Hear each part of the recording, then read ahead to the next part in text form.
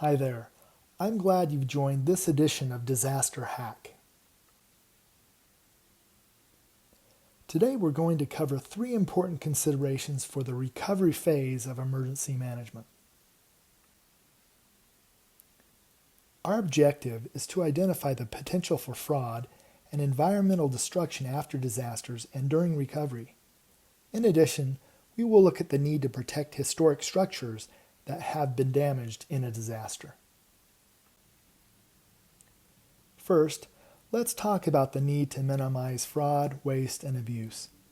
After disaster, there could be millions of dollars pouring into an affected community from FEMA, the state, or charitable organizations. Most people would not think of engaging in criminal activities, but some take advantage of this opportunity.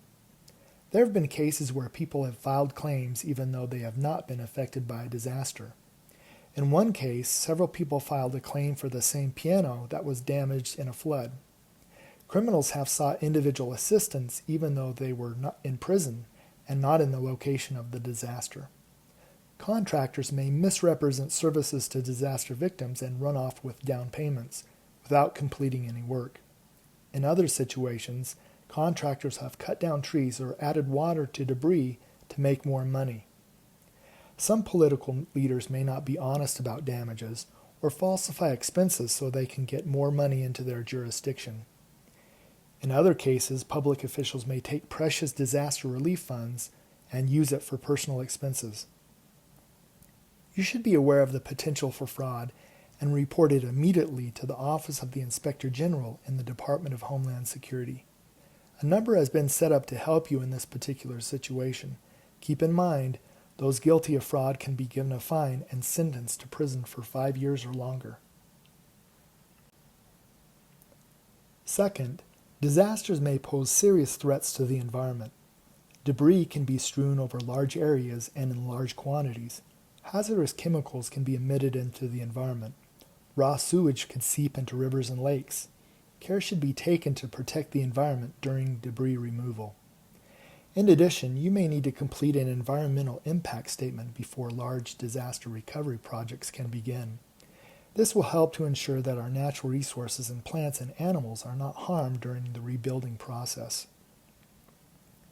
A good example of greening the red zone, as Tidball and Krasny call it, comes from Greensburg, Kansas. An EF5 tornado ripped through the area and destroyed 95% of the buildings in the jurisdiction. Citizens and community leaders thought the process of recovery would be a great time to be more environmentally friendly. They cleaned up the area and developed a green plan for rebuilding. Almost all of the electricity now comes from wind farms. City Hall and many other buildings now meet the most stringent requirements related to energy use. This is estimated to have saved the city over $200,000 each year. Eco homes were also built, and they use roughly 40% less energy than before.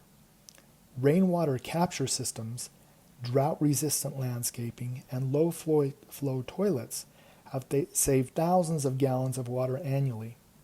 Greensburg is now considered one of the most environmentally friendly communities in the United States.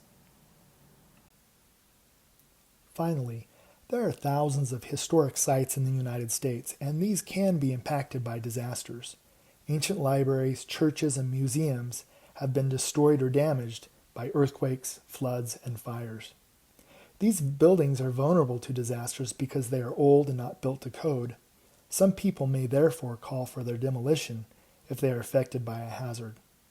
You could therefore face a dilemma between the goals of mitigation and historic preservation, but there are solutions to these types of problems.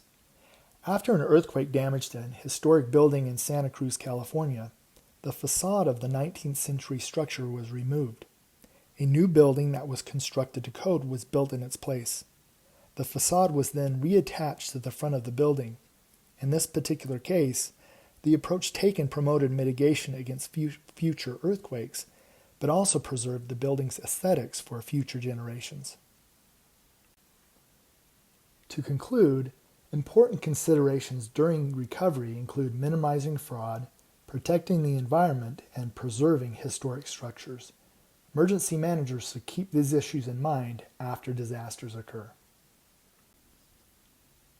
If you would like additional information about technology and emergency management, much of this is addressed in the following book. I hope you have a great day.